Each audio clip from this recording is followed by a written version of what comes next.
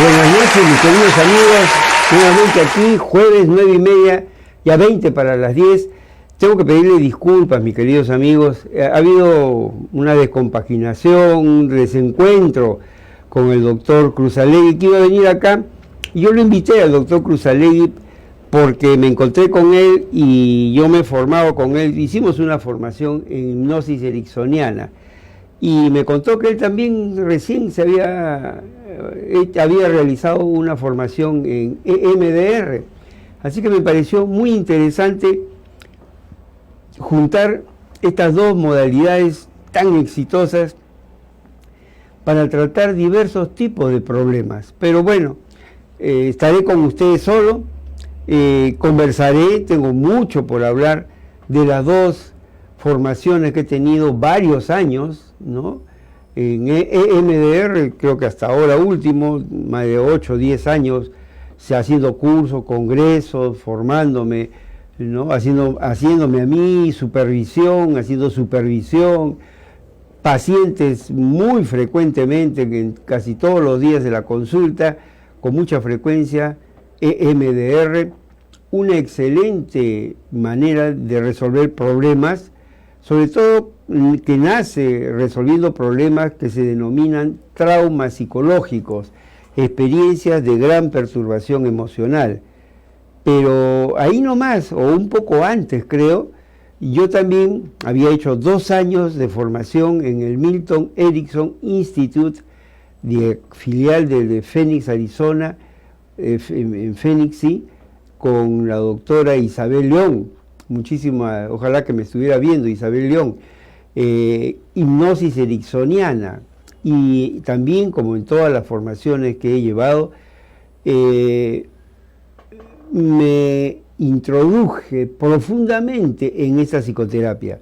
Milton Erickson, el genio de la hipnosis, creó la base para muchas escuelas de psicoterapia. Muchos iban a buscarlo a él, allá a Phoenix, en Arizona, y de ahí sacaban conclusiones. Por ejemplo, Bandler y Grinder, los que crearon programación neurolingüística, fueron a verlo, lo estudiaron, vieron cómo hacía su psicoterapia, y de ahí, haciendo un modelaje de la conducta, cómo manejaba Milton Erickson, hicieron, junto con otros, claro, con Virginia Satir, sacaron programación neurolingüística, un excelente, más de 40 años en esto. Jay Haley y otros más fueron a verlos y también se nutrieron mucho en lo que se llama psicoterapia sistémica. Haley, excelente, iban a ver, no me acuerdo con quién más iban, y narran en algunos de sus libros cómo iban a verlo, y toman muchas de sus técnicas, de sus estrategias de psicoterapia, y las incorporan a lo que es la terapia familiar sistémica, que después tiene varias escuelas, varias ramas, vamos a decir, en las que se divide. Bueno, para mí hubiera sido muy grato conversar con una persona que también hace 2 de las varias otras escuelas que yo he seguido en psicoterapia. Voy a ponerle un poco de orden entonces. Comenzaré por hablarles lo que son los problemas en las personas y lo que hacen las diferentes escuelas de psicoterapia. Usted, amigo, colega, que me ve, que me sigue, amigos, personas que me siguen por alguna otra razón, encontraron ahí Miraflores TV Digital y se quedaron. Para todos ellos les digo, muchos han vivido, porque así es la vida, problemas que lo han resuelto de alguna manera intuitivamente, con su filosofía de vida, con las estrategias que aprendieron desde muy jóvenes y han podido salir adelante. Hay otros de ustedes que posiblemente todavía tienen algunos problemas y no pueden resolverlos. Encuentran dificultades, piensan posiblemente que es el medio ambiente, las relaciones cercanas, familias, amigos, que hacen imposible que puedan salir del problema, relaciones, noviazgos, enamoramientos, relaciones más estables de pareja y que piensan que no pueden resolver el problema y se mantienen durante mucho tiempo. Entonces, ¿qué es lo que pasa cuando una persona tiene dificultades? Que a veces lo resuelve y a veces demora mucho tiempo, y a veces mucho tiempo son años y años. La psicología, estudiando las personalidades, llega al conocimiento de lo que es la mente inconsciente, hace muchos años ya, y encuentra que en la mente inconsciente, en ese, vamos a decir, baúl, en todo ese componente del cual no somos conscientes y que está guardado dentro de nosotros y que surge de alguna manera en los sueños, en algunas conductas que se actúan casi sin pensar y que uno a veces no encuentra explicación, es porque es la mente inconsciente la que está siendo la base con los impulsos, con los automatismos, para seguir comportándose de una manera que a veces se atisba como que no es una manera adecuada. ¿Y por qué digo atisba? Porque a veces la persona tiene algo de conciencia de que lo que está haciendo, lo que hace, no es adecuado, pero no sabe cómo cambiarlo. Y ese no sabe cómo cambiarlo significa que está en la parte instintiva profunda de su mente inconsciente y que de ahí surge. Entonces, estudiando estos componentes ya hace muchos años atrás, Freud y otros más fueron fijando una estructura en la que se contienen experiencias buenas y malas, pero que no estamos plenamente atentos todos los días ni en todo momento, y que se mantienen ahí. Pero muchas de esas historias, de esos acontecimientos, esas experiencias, esas percepciones, están mal guardadas, vamos a decir. Y aquí viene entonces un poco de EMDR, que también tiene algo de hipnosis, ¿ya? Y entonces en la hipnosis ericksoniana se dice que en la mente inconsciente está lo bueno y lo malo. Están cosas que no son muy buenas y que se han quedado ahí. Pero también en la mente inconsciente hay una parte que es la parte más sana, que es la parte que propende al ser humano, lo impulsa hacia lo óptimo, hacia la excelencia, hacia la plenitud de su vida, a experimentarla y vivirla de la mejor manera. Entonces, las diferentes escuelas de psicoterapia tratan de ir, algunos lo dicen, otros no, pero en sus procedimientos yo veo que sí tienen algo de esta intención de ir a esa mente inconsciente y modificarla. Inclusive los conductistas tratan de cambiar las conductas que están enraizadas profundamente y están enraizadas en esa estructura que se denomina mente inconsciente. Y ellos lo hacen mediante ejercicios cognitivos de que de pensamiento, de maneras de pensar, cambiar ciertas maneras de pensar, pero ahora son cognitivos conductuales y también lo hacen dando ciertos ejercicios o conductas, procedimientos para que también los practiquen y se vayan modificando.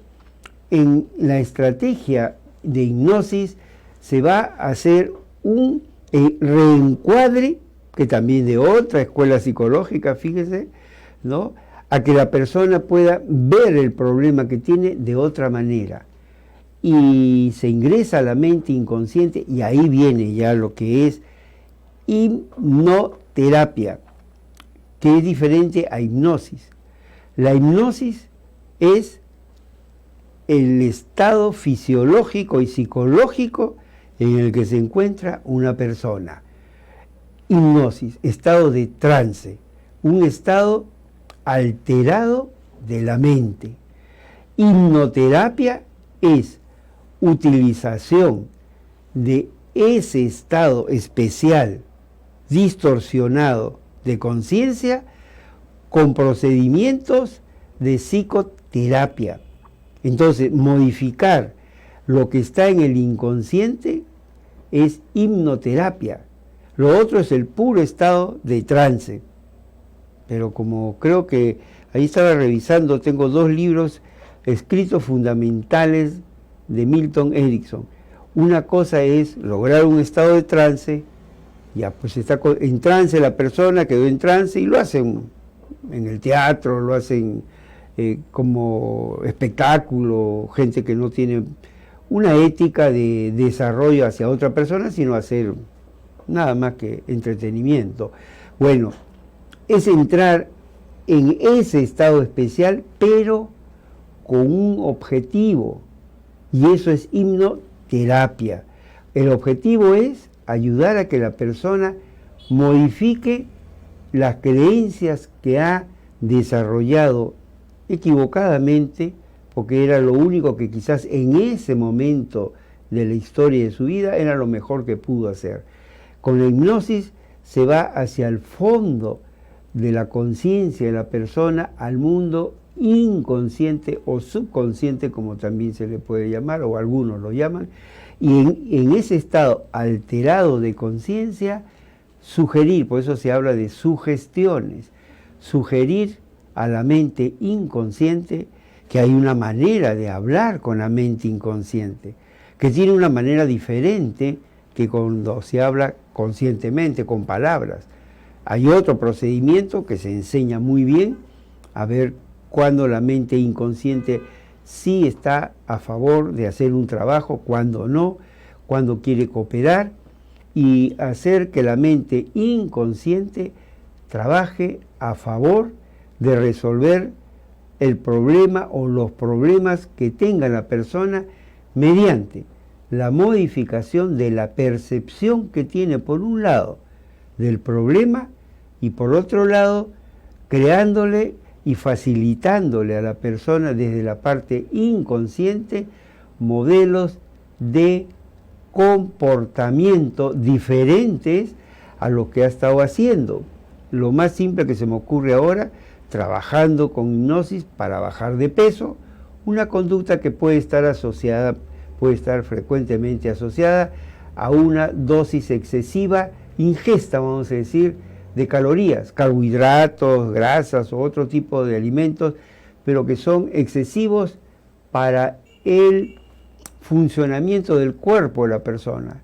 Entonces, como hay más de lo que debe de haber, se queda almacenado en tejido graso. O también otras conductas como conductas adictivas, donde la persona tiene una estructura profunda para encontrar satisfacción, y que esa satisfacción a veces es una satisfacción enmascarada o que enmascara otra necesidad más fuerte, más profunda, más inconsciente, puede ser existencial, que la persona no encuentra sentido a su vida y que trata de compensarlo con esa conducta adictiva, alcohol, puede ser mucha comida inadecuada, puede ser drogas, conductas inadecuadas, sexo, promiscuidad, impulsividad sexual, pero que está enmascarando un problema profundo.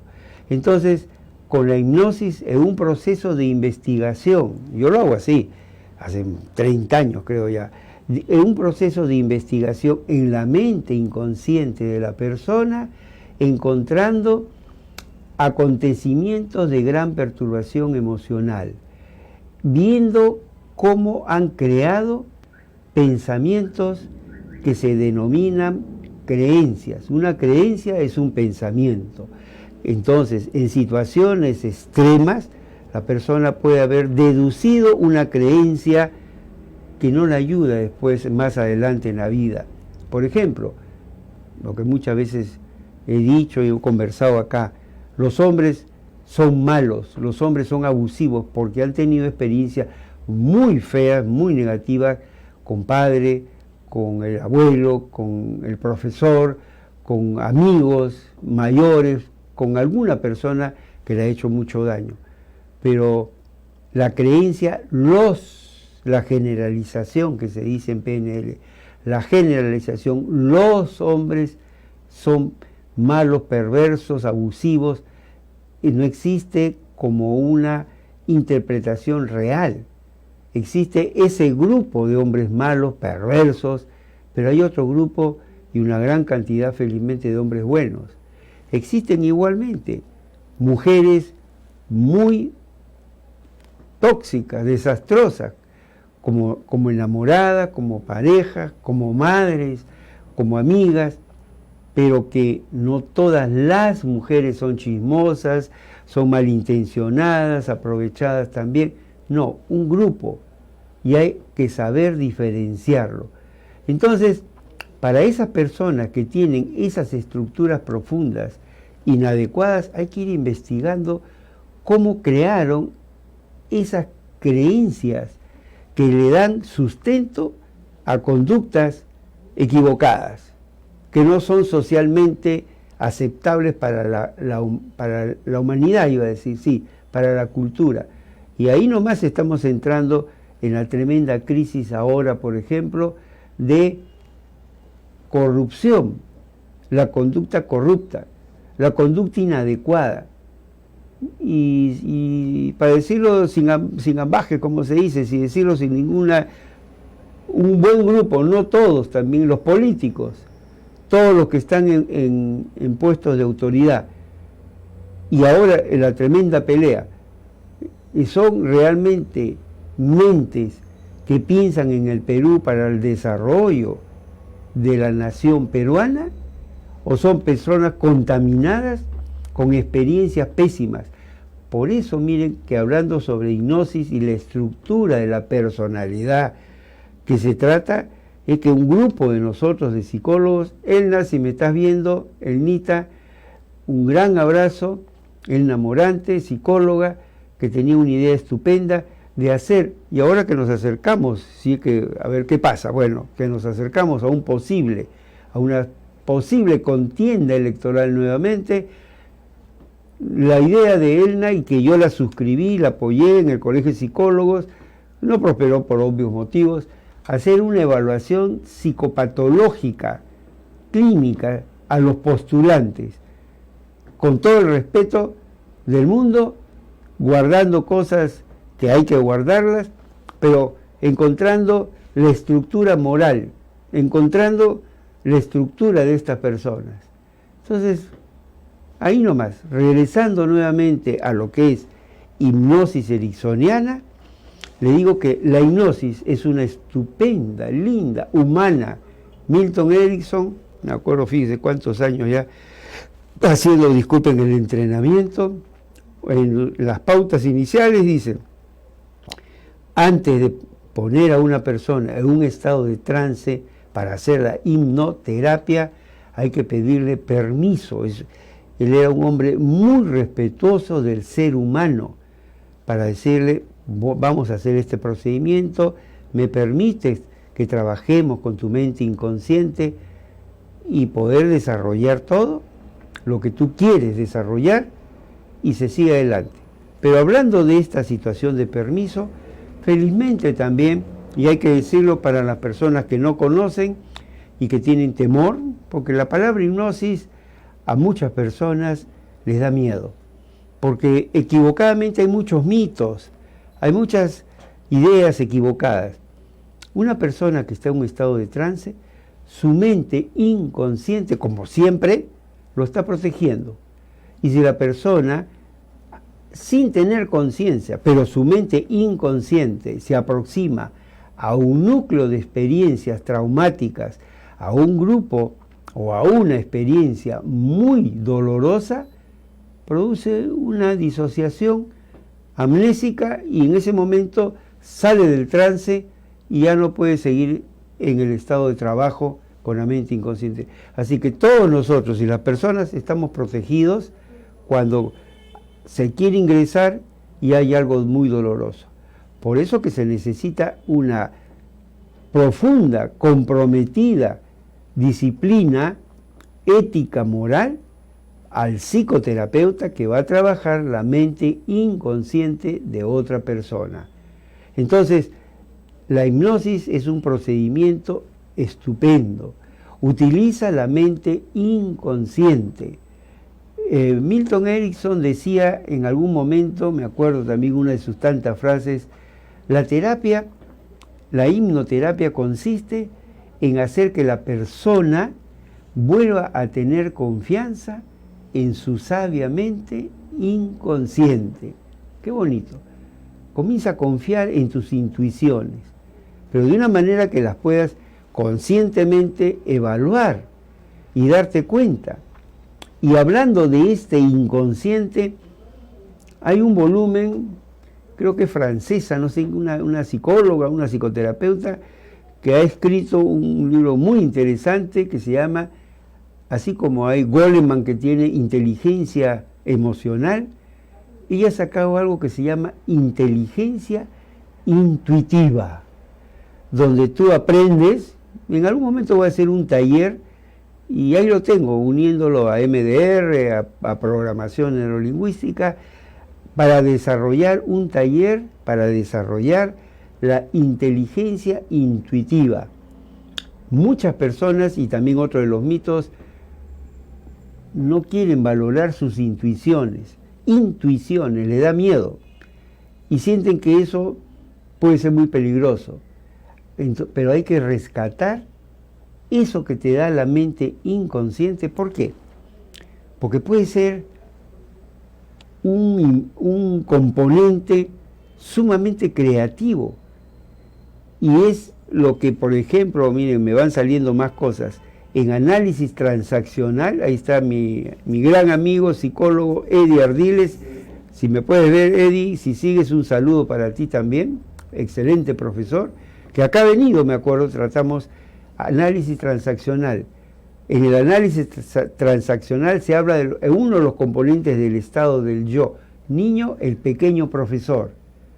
Ese pequeño profesor es intuitivo, es la voz de lo que nosotros decimos, me tinca que esto puede ser así. Me parece que si lo puedo pensar de otra manera, podría resolverlo mejor. Hay algo ya muy interesante. Voy a desarrollar un taller sobre inteligencia intuitiva. Regreso nuevamente a la parte de hipnosis ericksoniana. Entonces, el trabajo con hipnosis es ingresar a la mente inconsciente. Tenemos entonces que ver al paciente, hacer una buena comunicación, una empatía tremenda, crear un clima, un rapport, que se llama un clima de mucha aceptación, de tranquilidad, haciendo psicoeducación, que el paciente tenga confianza en su propia intuición y que esté tranquilo, que si pasa algo, el terapeuta le da un ataque, pues se muere, él se despierta en 2, 5, 10 minutos a lo más y sale del trance, no hay ningún problema y la persona puede seguir actuando. Entonces, cuando ya está tranquilo, sabe que puede, es lo que hago yo. Por ahí tengo una foto, creo, Daniel, donde estoy haciendo hipnosis a un grupo de mis alumnos en ESAN, creo que es en el Cusco, me parece, cuando hago mis cursos de PNL, como yo hago el curso para inteligencia emocional, les doy una sesión de hipnosis. ¿Para qué? Para que ellos aprendan una manera de ponerse en un estado de trance, lo experimenten, lo vivan, ¿y qué? Y que les sirva después, ¿para qué? Para que ellos hagan su propio, creo que está ahí, ¿no? Me parece, por ahí va, ya, para que ellos hagan su propio autotrance. ¿Y eso para qué? Yo les digo, para que cuando tengan problemas que resolver, algo que quieran hacer, puedan ustedes mismos evocar, recordar eso que están haciendo ahora. Y entonces se van a ir a un sitio tranquilo, les doy una serie de indicaciones y ustedes mismos pueden lograr un estado de trance, focalizando primero, fijando primero el problema que quieren verlo con más profundidad. ¿Qué cosa hay en la mente inconsciente que les puede aportar? Y comienzan, y tengo media hora, media hora, 30, 35 minutos, algo así, en el que las personas aprenden a crear un estado de trance, autohipnosis. Por eso lo hago ahí. Es uno de los métodos que pongo. Después hago el Z-Point famoso y también se quedan entusiasmadísimos con Z-Point, que también es un estado medianamente hipnótico, porque Grant Connolly dice que es un estado que está más cercano a la meditación, mente plena, mindfulness. Regreso nuevamente entonces a hipnoterapia ericksoniana. Entonces, en el estado de hipnosis, la persona está más receptiva, sí, y entonces el hipnoterapeuta puede proponer una manera diferente de pensar. De esto se derivan muchas técnicas, ¿no? Estas técnicas derivan a lo que Milton Erickson en sus últimos, ya en la última etapa, hablaba de lograr un trance conversacional, donde una de las indicaciones, por ejemplo, era hable con su paciente, imagínese que está en trance. Yo considero que es el efecto Pigmalión, o sea, la persona va a ser influida por lo que tú crees de esa persona. Entonces él dice, tú piensas que la persona está en trance y tú conversas y le hablas y le dices, pero te imaginas que esa persona paciente está en trance. Y va entrando la persona en lo que se llama un trance conversacional, donde puedes, de una manera que también está bien estudiada, usando un lenguaje vago, el hablar vago famoso de Milton Erickson, vas soltando ideas, las vas concatenando, o sea, armando con otras frases, y vas soltando algunas cosas que llegan a la mente inconsciente. Y entonces se derivan técnicas diversas. PNL tomó mucho de Milton Erickson. Entonces uno puede dirigirse a la mente inconsciente y surgen una serie de procedimientos que permiten ingresar a esa mente inconsciente. Imagínate tú que me estás siguiendo y que me estás mirando. Imagínate, mientras yo te estoy hablando a ti y estamos conversando, y yo te estoy dando toda esta información, también me estoy dirigiendo a tu mente inconsciente, sin que tú te des cuenta, porque estoy hablando, estoy haciendo énfasis, y sé que tu mente inconsciente está captando un poco más de lo que capta tu mente consciente. Y yo sé que después que termine esta sesión, tú vas a ir a dormir y vas a soñar algo que te va a sorprender, porque va a ser algo muy bonito, porque algo que te mortificaba, que te fastidiaba un poco, vas a encontrar una manera diferente de verlo y te va a agradar. Entonces, esa es una de las tantas maneras de manejar en un estado especial, en un estado donde la persona puede confiar en uno, y entonces interviene fuertemente en el estado de hipnosis ericksoniana lo que se llama la empatía. Si tenemos un vínculo empático, tú y yo estamos comunicados en una danza hipnótica donde tú me influyes y yo te influyo. Solamente con tu mirada, yo acá no te miro, pero si estoy con un paciente, sí, él me mira, yo lo miro, conversamos y comenzamos a tratar temas de todo tipo. Por ejemplo, ahora tengo una paciente, muy guapa ella, pero que se ha involucrado en una relación que ella viene casualmente, donde pensó que podía manejar un vínculo estrictamente erótico sexual, donde los dos tenían permisos plenos, libertad para sus encuentros amorosos.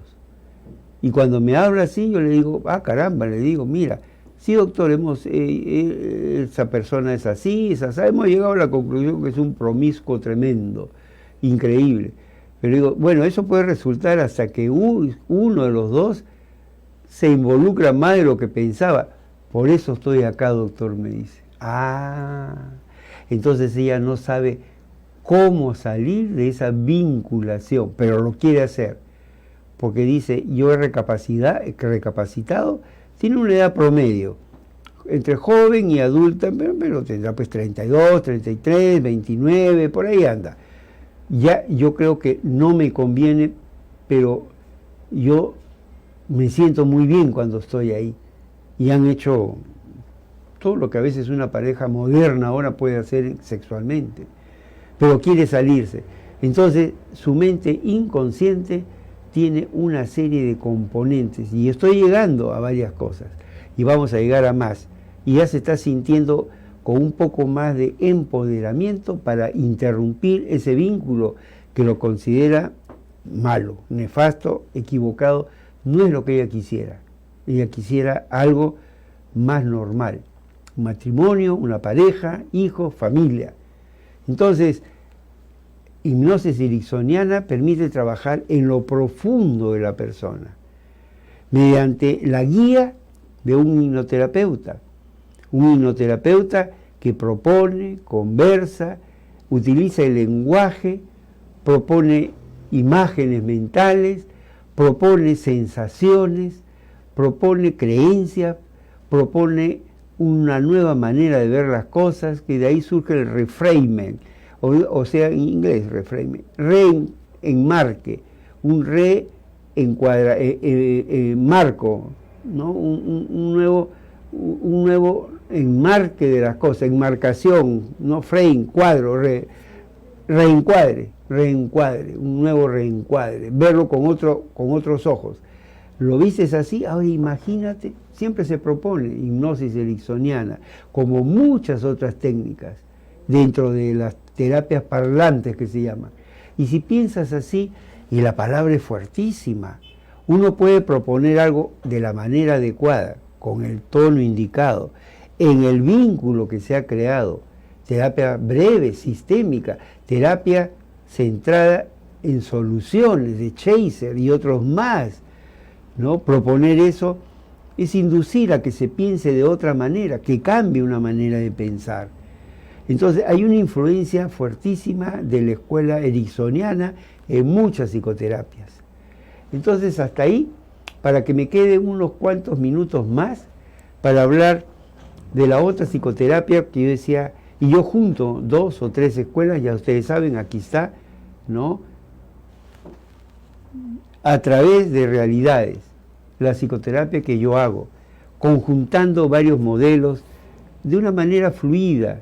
Yo digo, el psicoterapeuta integrativo tiene que dar un salto de una manera de pensar, toda una organización que se llama epistemología, pero para hablar en sencillo, una teoría del conocimiento, de esta teoría de pensar de esta manera a otra manera de interpretar el mundo. Entonces, un salto de uno al otro tiene que hacerlo de una manera fluida, elegante, muy creativa. Entonces se hace así una de las psicoterapias que yo denomino integrativa, ¿no? O uno de los modelos, digo, de psicoterapia integrativa, porque hay 4 maneras de hacerlo. Voy a profundizar en algún momento algo más.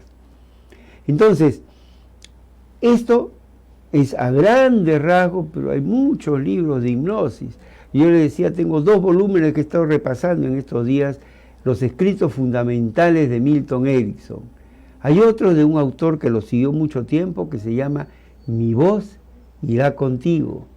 Hay otro libro de él mismo que se llama El hombre de febrero, creando un trance dentro de un trance, y crear una fantasía de algo que no tenía, pero que puede sentir que era un apoyo, una herramienta. Y así, una serie de otros libros sobre lo que es hipnosis, ¿no? En México hay un instituto fuerte de hipnoterapia.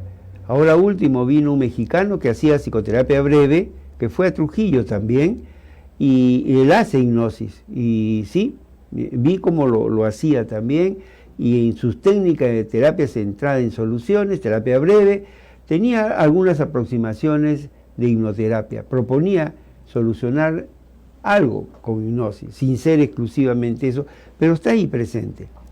Entonces, por ahora, vamos a dejarlo ahí, para que me queden algunos minutos más para hablar. Y aquí hay otra cosa más, mi querido Daniel, ¿no? Ya hemos visto eso. EMDR, una psicoterapia, aquí está, no sé si puedes hacer también en el libro. Daniel creo que se fue. Daniel, no sé si se puede ver acá, en el libro de Francine Shapiro, un excelente libro, magnífico, y que está de acuerdo, mira, yo ni sabía, con lo que yo hago, psicoterapia integrativa, exactamente, ahí lo tienen, creo, está ahí, ¿no? ¿Se está viendo ahora? ¿Ya? Ajá, muy bien. EMDR as an Integrative Psychotherapy Approach, disculpen mi acento guachano, EMDR como una aproximación psicoterapéutica integrativa, sería la traducción, EMDR como una aproximación psicoterapéutica integrativa. Entonces, Francine Shapiro, que le hago mi homenaje desde aquí, ha fallecido hace 3 semanas, 4 semanas, creo, a lo más, 3, ¿no? La creadora de esta excelente psicoterapia, que yo la he seguido y la sigo todos los días en mis pacientes, con mis pacientes, EMDR, que quiere decir desensibilización y reprocesamiento a través del movimiento de los ojos. Fue el nombre inicial de esa parte. Moviendo los ojos de un lado al otro, se estimula el hemisferio izquierdo, el hemisferio derecho. Hemisferio izquierdo, derecho, en secuencias donde se va estimulando y la persona va pensando en el trauma, porque esto nació para la solución de traumas psicológicos, pero después ahora se utiliza para muchas cosas. Y hay un capítulo en otro libro que tengo sobre cómo imbricar, dice, hipnosis para los estados disociativos del ego con EMDR, un protocolo de trabajo excelente. Y aquí Francine Shapiro también habla con Norcross, escribe un capítulo donde hablan sobre la integración, y todo el libro habla sobre lo que es EMDR como una psicoterapia integrativa.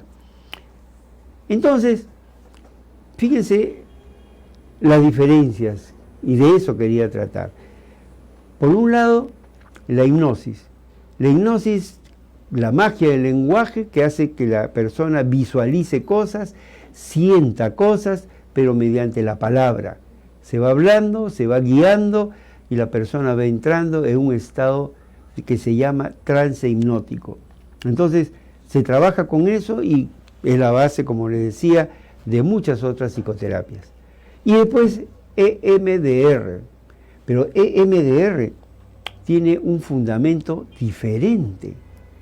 EMDR, su base es una estimulación neurobiológica. ¡Ah, caramba! EMDR, desensibilización y reprocesamiento por una cuestión neurológica, movimiento de los ojos. O si no, como ahí mismo lo sacó, un toque a un lado y a otro lado del cuerpo, siempre bilateralmente, una mano, la otra mano, un sonido a un lado o un sonido al otro lado, ¿no? Que se puede hacer con ciertos aparatitos, pero siempre estimulando bilateralmente, o sea, los dos lados del cerebro, derecho, izquierdo, ¿no?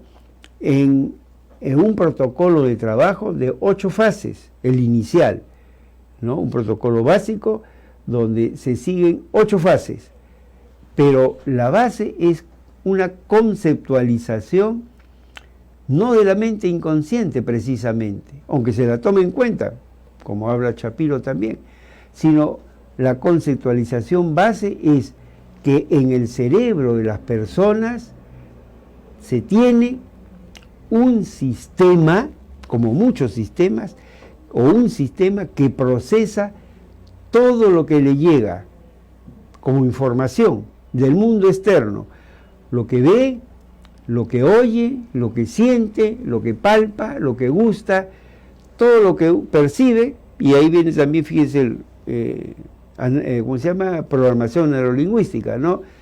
Los sistemas representacionales.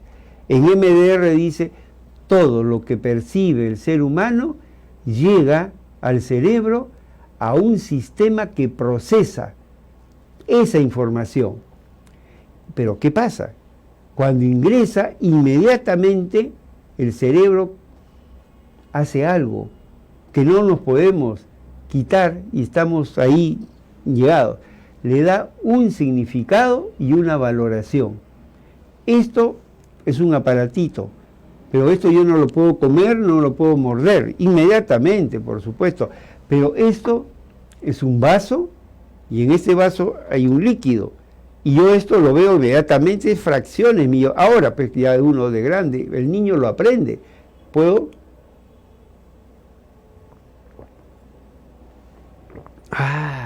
tomarme un trago y me siento bien y me refresco, y eso es agua. Entonces, el cerebro procesa todo lo que recibo, todo lo que recibe. Mira un accidente en esquina, un choque, y dice, ese tuvo la culpa, los dos han tenido la culpa, saca conclusiones, ¿no? No se han dado cuenta que ese motociclista, qué audaz, qué intrépido, eso le ha costado que sea atropellado, o ese transeúnte también ha tenido una conducta demasiado audaz, ¿cómo va a cruzar así? Una serie de cosas. Mi esposa, mi hija, mi mamá, mi papá, me miran, me tratan de esta manera, yo lo interpreto.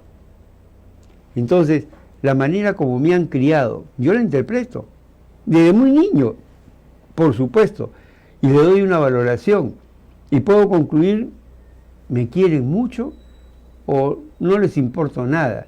En situaciones muy extremas, algunas personas podrían concluir con eso. Entonces saca conclusiones y de esas conclusiones se derivan una serie de conductas, se crean actitudes y conductas. Entonces todo está en redes de memoria, en la manera como el cerebro procesa la información. Y así es como la humanidad, según MDR, ha avanzado en toda la historia, porque desde los albores de la humanidad, el ser humano vivió, experimentó lo que había a su alrededor, su vida, y eso formó su vida, sí. Y entonces aprendió a defenderse, a recolectar, a cazar, a cultivar, a formar grupos humanos, a colaborar, a traicionar, a aprovecharse de las debilidades de otro, aprendió a castigar, aprendió a amar, aprendió a ser condescendiente, aprendió a ser honesto o a ser traidor, aprendió conductas, aprendió sentimientos. Cuando surge eso me siento bien. Cuando me sucede eso siento amor, siento odio, siento cólera. El ser humano entonces aprendió y sacó conclusiones. Según MDR, este sistema de procesamiento de la información en situaciones extremas.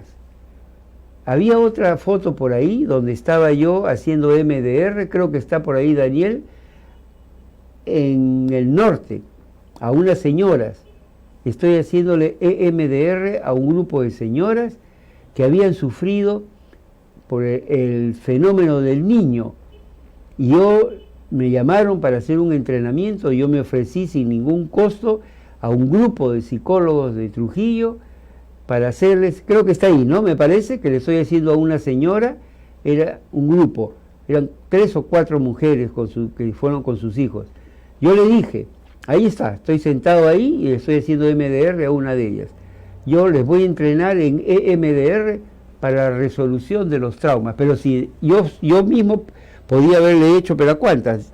A una persona, después a otra, en el día podía haberles tenido a 6, 8, 10, rompiéndome todo. Pero si yo los entrenaba en EMDR a un grupo de 10, cada uno de los 10 podía haber 10, ¿no? O 8, y en una semana haber mucho más todos y abarcar. Me fui allá y le hice EMDR a unas señoras que estaban siendo víctimas, eran víctimas de los huaicos, de lo que pasó horrible. Algunas de ellas me hablaban cómo habían tenido que subir al techo y veía ahí como el agua, ¿no? El huaico se llevaba a su hijo, que han habido, ¿no?, los veteranos de guerra que tienen traumas de guerra, que se llama, ¿no?, psicosis de guerra, y también comenzó a trabajar ahí para desensibilizar, reprocesar esas experiencias. ¿Qué pasa cuando la persona tiene esas experiencias de gran perturbación emocional? Y pueden ser de diversos tipos, no necesariamente peligros de muerte. Eso se llama T mayúscula, trauma con T mayúscula. Pero Shapiro decía, hay otros traumas con T minúscula. Bueno, la experiencia que tiene un niño o una niña porque se pierde. Ahora último, tengo una doctora, ¿ya?, que llega y de niña se perdió unos cuantos minutos, media hora o menos, todavía creo, en un parque, y todavía lo recuerda nítidamente. Ese es un trauma para ella. Otros alumnos o otros pacientes que recuerdan siendo alumnos cómo les pegaba una profesora, otros cómo les pegaba o los maltrataba el padre, o la indiferencia que tenían, también son traumas. O sea, esas experiencias de gran perturbación emocional, este sistema de procesamiento se satura. No es capaz de poder procesarlo y decir en el tiempo, bueno, ya al día siguiente, o un día, 2 días después, y ya pasó, ahora estoy a salvo, ya salí felizmente de eso, y voy a aprender, me voy a cuidar, ya no voy a exponer, voy a hacer esto, un aprendizaje. Algunas personas no pueden hacer eso. 40, 30%, 50%, quisiera ver estadísticas, no conozco, voy a ver, pero hay personas que sí pueden y otras que no pueden. Esas personas que no pueden necesitan la intervención de un especialista en EMDR, o también la Organización Mundial de la Salud recomienda la otra terapia, que todavía creo que primero la recomendó, que es la terapia cognitivo-conductual en su procedimiento por exposición, se llama, exponer a la persona de una manera un poco tosca, por no decir brutal, pero darle las herramientas para que se exponga y hasta se sature y salga. Funciona. MDR trabaja de otra manera, con el movimiento neurológico o el movimiento de los ojos y la cuestión neurobiológica. Entonces, cuando la persona ha vivido este trauma, esta experiencia tremenda, de cualquier tipo, un abuso sexual a una niña o a un niño, o a una mujer, a una adolescente o en cualquier otra etapa de la vida, se satura y no puede procesarlo, y esa experiencia queda como congelada en el cerebro sin ser procesada adecuadamente. Si pasa tiempo y eso no se resuelve, se forma lo que se llama el TEP, trastorno de estrés postraumático. Entonces, parece que no va a haber pastillas, no va a haber fármaco, no va a haber psicoterapia que no pueda resolverlo fácilmente o resolverlo bien en el tiempo adecuado, si es que no se saca del cerebro eso. Todas las escuelas, casi todas, la Gestalt, la programación neurolingüística, la cognitivo-conductual, tienen maneras también de trabajar el trauma. La misma hipnosis ericksoniana también.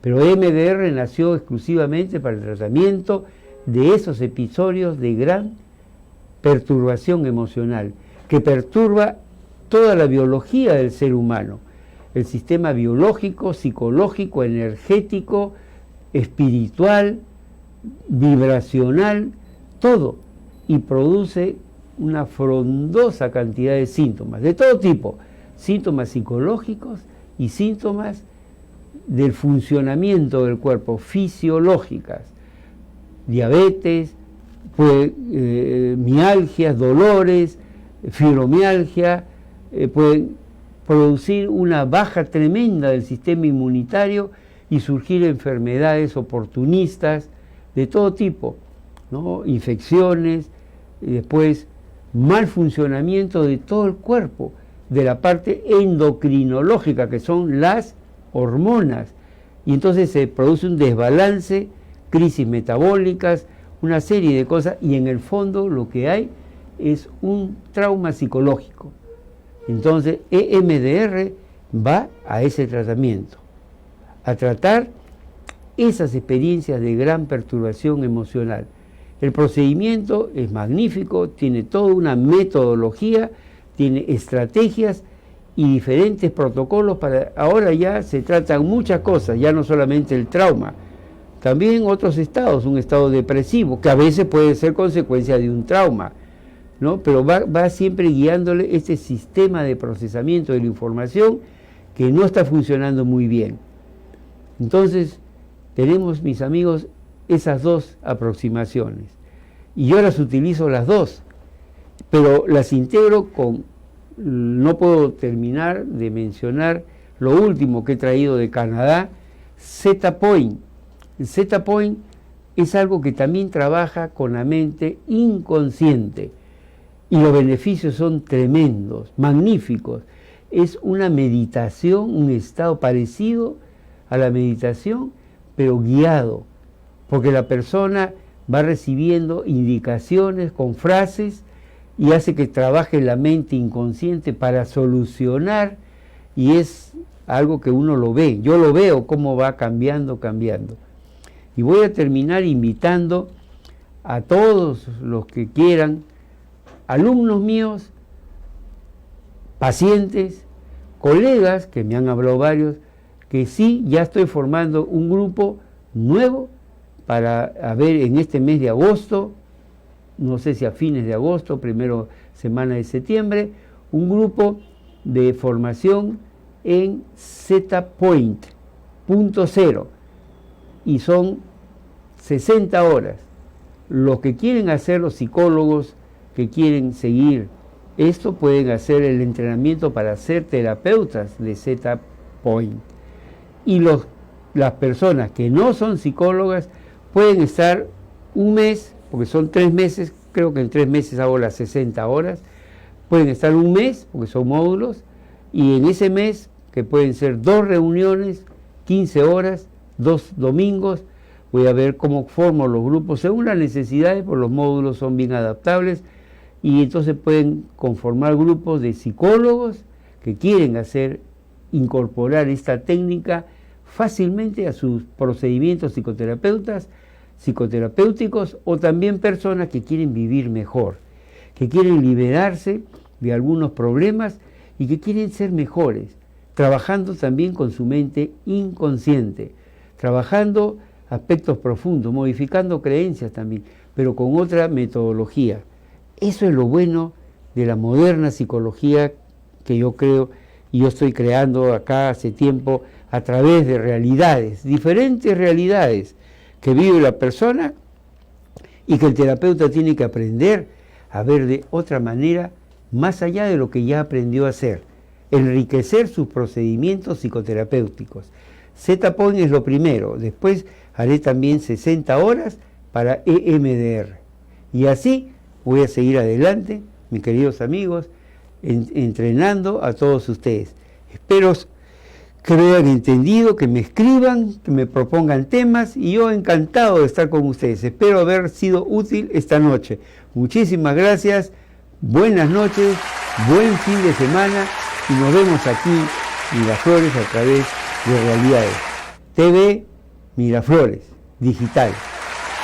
Hasta el próximo jueves a las 9:30 de la noche. Buenas noches, gracias.